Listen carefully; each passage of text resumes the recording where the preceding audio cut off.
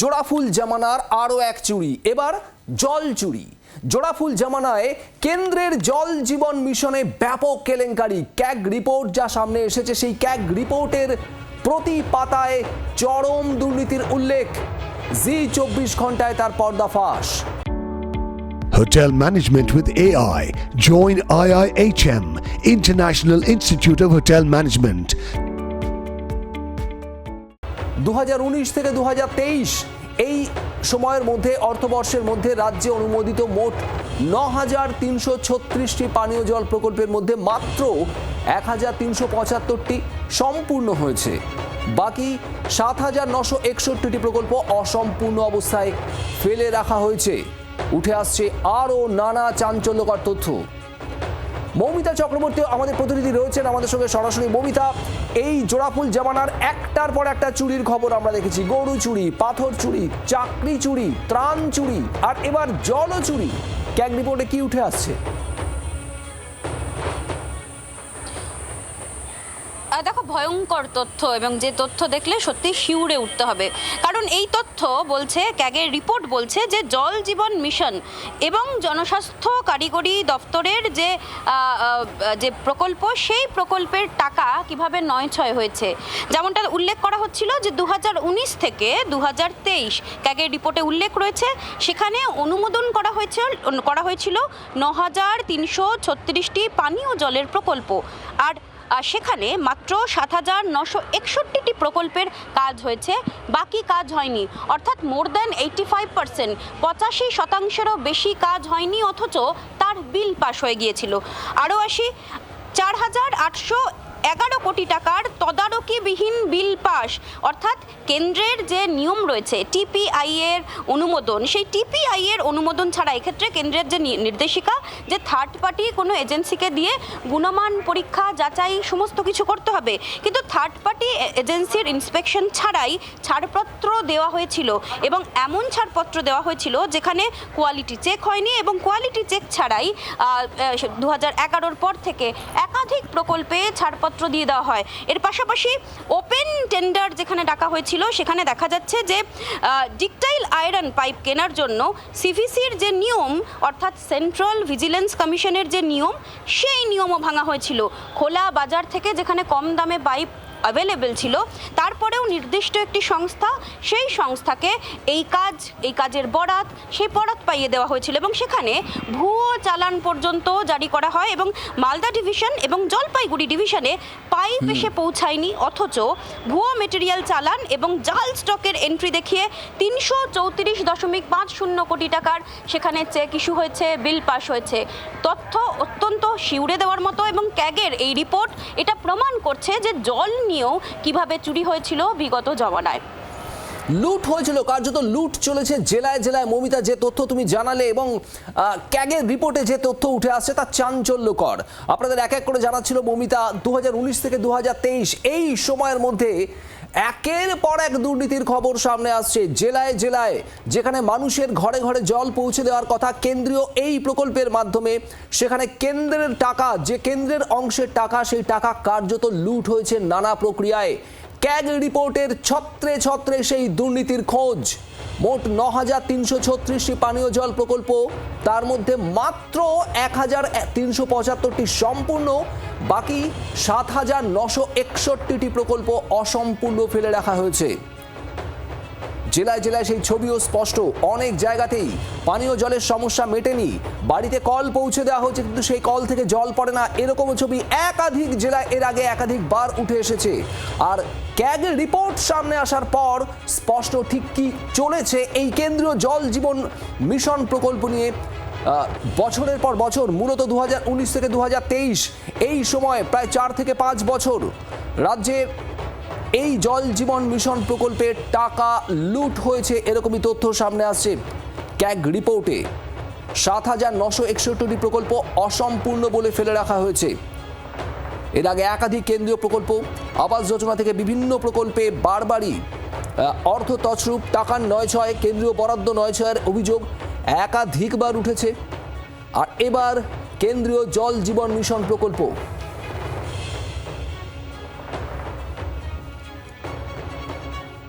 একের পর এক জেলায় এই কেন্দ্রীয় জল জীবন মিশন প্রকল্পের নানা রকমের অনিয়ম বেনিয়ম, কোনো রকম টেন্ডার ছাড়া বিশেষ কোনো সংস্থাকে সুযোগ করে দেওয়া, বরাত পাইয়ে দেওয়া, এভাবেই লুঠের নানা ফন্দি ফিকির সামনে আসছে ক্যাগ রিপোর্টে। জোড়াফুলের জামানায় এবার জল চুরির পর্দাফাঁস। জি24 ঘন্টায় যে খবর আপনাদের দেখাচ্ছি, নানা চুরির খবর এর আগে সামনে এসেছে। চাকরি চুরি, কয়লা চুরি, ত্রাণ চুরি, গরু চুরি, চুরির শেষ নেই। এবার এই তালিকায় নয়া সংযোজন, জোড়াফুলের জামানার জল চুরি। জেলায় জেলায় এরকম এই কেন্দ্রীয় জল জীবন মিশন প্রকল্পে যে অনিয়ম হয়েছে তার ছবি স্পষ্ট। যেমন জলপাইগুড়ির কথা যদি আপনাদের বলি, জলপাইগুড়িতে অমৃত প্রকল্প চালু হলেও বহু বাড়িতে মিলছে না জল, যে কথা আপনাদের আগেই বলছিলাম। জেলায় জেলায় এই ছবি রয়েছে। কোনো বাড়িতে আবার জল পৌঁছালেও তা সরু সুতোর মতো পড়ে, জলে দুর্গন্ধ, পান করার অযোগ্য, ওই জল খাচ্ছেন না বাসিন্দারা। তৃণমূল পরিচালিত পুরসভার দিকে অভিযোগের পাহাড়। জলপাইগুড়ির এই খবর যেমন আপনাদের বলছি, একই রকম ছবি উঠে আসছে মালদাতেও। পিএইচির কাজ, সেখানে শুধু গ্রামীণ এলাকা নয়, ইংরেজবাজার পুরো এলাকাতেও দুর্নীতি সামনে আসছে। কোথাও পাইপ লাগানো হয়েছে কিন্তু জল পড়ছে না, কোথাও পাইপ জনপ্রতিনিধিদের বাড়িতে পাওয়া যাচ্ছে, বিক্রি করে দেওয়া হয়েছে। দুই প্রতিনিধি আমার সঙ্গে রয়েছেন এই মুহূর্তে সরাসরি জলপাইগুড়ি থেকে, প্রদ্যুৎ দাস, আর মালদহ থেকে রণজয় সিংহ। আমি প্রদ্যুতের কাছে যাবো সবার আগে। প্রদ্যুৎ, ক্যাগ রিপোর্টে মোটামুটি একটা স্পষ্ট ছবি পাওয়া যাচ্ছে কিভাবে এই কেন্দ্রীয় জল জীবন মিশন প্রকল্পে কার্যত লুট হয়েছে জোড়াফুল জামানায়। জেলায় জেলায় মানুষ কাঙ্ক্ষিত পানীয় জল পরিষেবা পাননি। জলপাইগুড়ির ছবিটা যদি একটু দেখাও।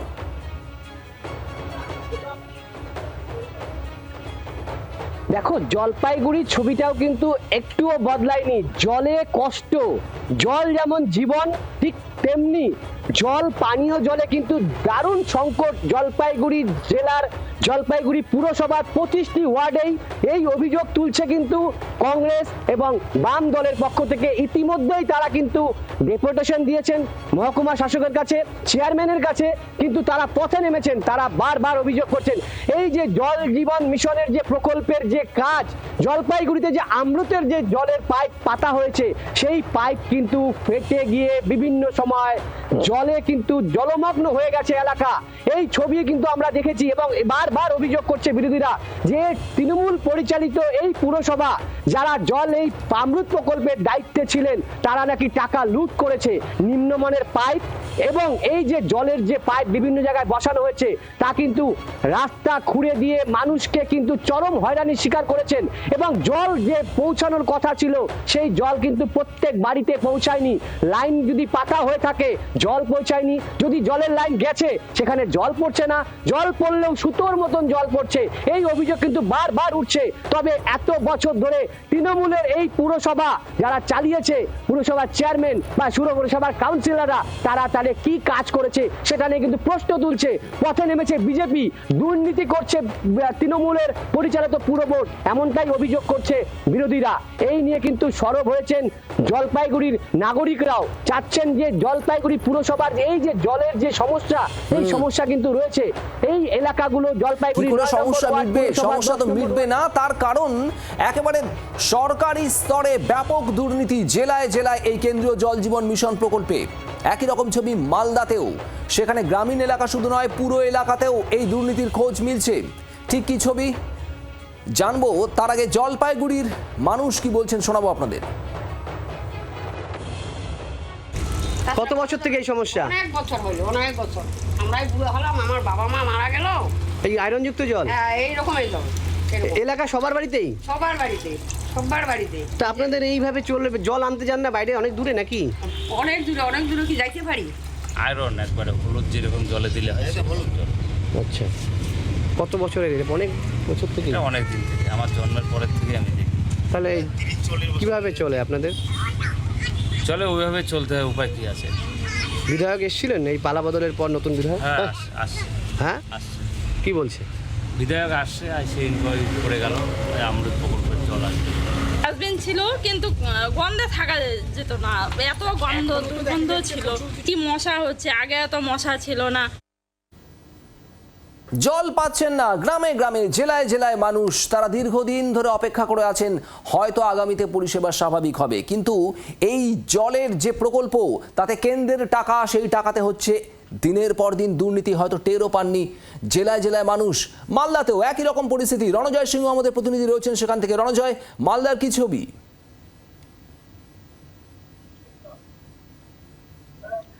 শুভদীপ, প্রথমে বলে রাখি, মালদার জলে বিষ রয়েছে। বিগত কয়েক বছর ধরে কিন্তু পরীক্ষা নিরীক্ষা করা হয়েছে এবং দেখা গেছে মালদার জলে আর্সেনিক রয়েছে, তার পাশাপাশি কিন্তু ফ্লোরাইড রয়েছে। ফলে জল জীবন প্রকল্পে মালদার মানুষ কিন্তু আশা করেছিল এবার তারা বিশুদ্ধ পানীয় জল পাবেন, কিন্তু দেখা গেল যে পাইপ বসলো, বড় ট্যাঙ্কি তৈরি হলো, কিন্তু জল কিন্তু গ্রামে পৌঁছালো না।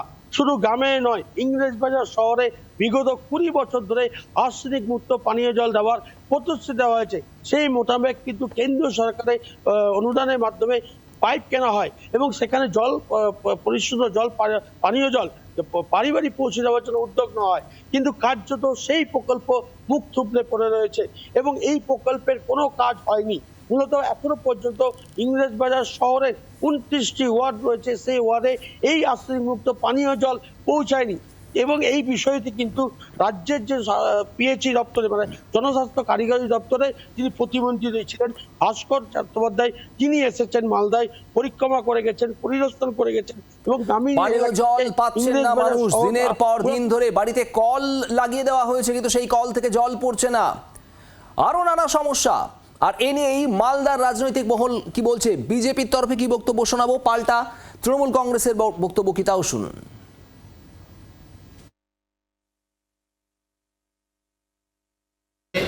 কয়েক কোটি টাকার দুর্নীতি হয়েছে, পাইপ লাগানো হয়নি, পাইপ কেনা হয়েছে, সেই পাইপ অনেক পার্টি বা নেতার বাড়িতে পাওয়া গেছে এবং সেখান থেকে বিক্রিও হয়েছে। তো এই যে সোনা ব্যাপারটা আমরা দেখতে পাচ্ছি বা জানতে পাচ্ছি, এর সঠিক তদন্ত হবে, আগামী দিনে আমাদের সরকার করবে এবং তাতে যদি চেয়ারম্যানও জড়িত থাকে তাকে তার উত্তরদায়িত্ব নিতে হবে। আমরা যে কাজগুলো করি গভর্নমেন্টের অর্ডার, সেখানে গভর্নমেন্টের 2টো অফিসার আছে, আরও অফিসারকে নিয়োগ করেছে, তারা এগুলো দেখে। টেন্ডার হয়, কিছু টেন্ডার এমইডি করে, তারা লুকআপটা করে, বাকি আমাদেরকে তো চিঠি দেবে যে এত কাজ বরাদ্দ হয়েছিল টাকা আর কাজ হয়নি, যদি উনি বলেন তাহলে হবে। উনি যখন মন্ত্রী হয়েছেন তো নিশ্চয়ই মন্ত্রী ওভারটেকিং করে মন্ত্রী হন, উনি নিশ্চয়ই ভালো করে তদন্ত করে এটা অ্যাকশন নেবেন, এটাই আমি আশা করব।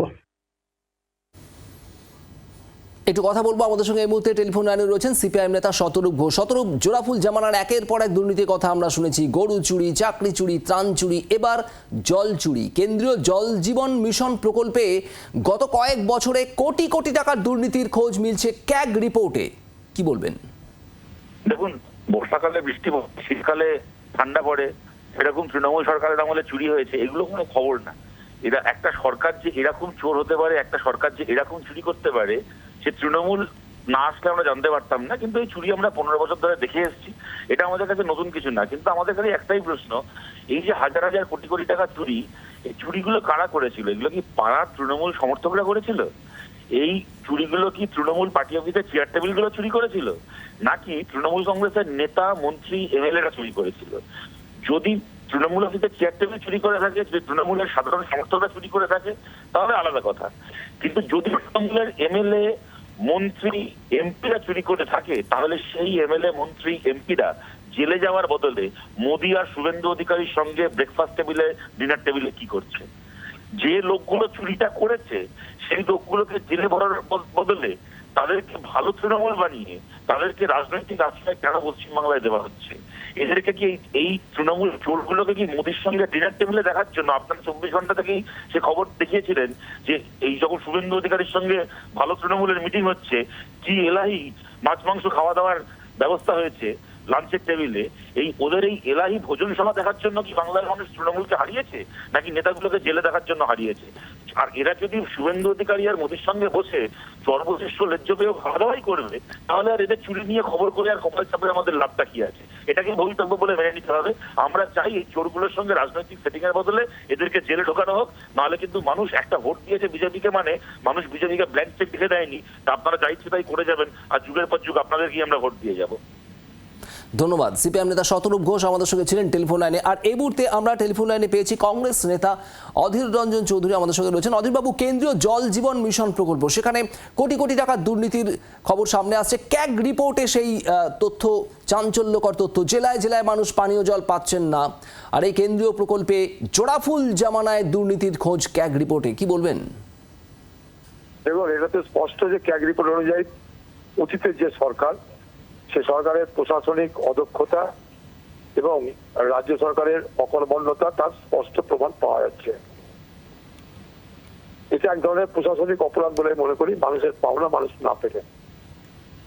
আজকে নতুন সরকার এসে তারা এটার বিরুদ্ধে ব্যবস্থা নিক। কারা কারা প্রশাসনিক মাথা যারা এই কাজটা করেছে, যাদের অকর্মণ্য জন্য সাধারণ মানুষ বঞ্চিত হয়েছে, তাদের বিরুদ্ধে প্রশাসনিক ব্যবস্থা নেই, তাদের বিরুদ্ধেও এই সরকারের কড়া পদক্ষেপ নেওয়া উচিত। পাশাপাশি আমি একটা কথা বলতে চাই আপনারা সকলকে, আমরা শুধুই কি অতীত নিয়ে রোমন্থন করবো, না বর্তমানটা নিয়েও ভাববো, এটাও কিন্তু আমাদের দেখা দরকার। অতীতে যারা ছিল ক্ষমতায়, তারা চৌর্যবৃত্তি, ভ্রষ্টাচার সব করেছে, দুর্নীতি করেছে, মানুষ তাদেরকে বর্জন করেছে, তাদেরকে তাড়িয়ে দিয়েছে। কিন্তু নতুন যারা আছে তাদের কাছে মানুষ যা আশা করছে, নতুনদেরকে কিন্তু সেটা পূরণ করতে হবে। এই বিষয়টাও আপনারা ধীরে ধীরে আলোচনার মধ্যে রাখবেন। বাংলার আওয়াজ, বাঙালির আবেগ, জি 24 ঘন্টা।